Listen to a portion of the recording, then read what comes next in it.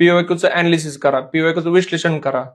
पूर्व परीक्षा तयारीसाठी जे अविनाश चितोळे सरांचं लॉजिक बुस्टर बुक आहे, त्यातून चांगल्या प्रकारे पीओक्यूचा पण सराव होतो. नंतर एक अप्रोच डेव्हलप होतो आणि त्यात प्रेडिक्शन पण दिलेलं आहे. सगळ्यात महत्त्वाची गोष्ट इथं पीवायक्यू आहे. पुढच्या वेळेस या रिलेटेड कसा क्वेश्चन येईल किंवा करंट रिलेटेड कसा क्वेश्चन येईल, ते तशा प्रकारचे बुक्स पण आहेत. आता आमचंच म्हणजे क्लासचं आता आम्हाला जे भेटलं होतं कंबाईन लॉजिक बुस्टर, मग ते त्यातून आम्ही केलेलं.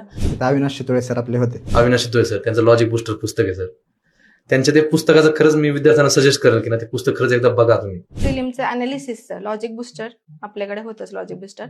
अविनाश चितोळे सर आहेत, त्यांची पण भेट घेतली. मग त्यांनी त्यांचं पुस्तक सांगितलं लॉजिक बुस्टरचं की तू एवढे पीवायक्यू केली तरी तुझी प्री निघून जाणार आरामशीर. मग अशा पद्धतीने पीवायक्यूवर होल्ड आला चांगला.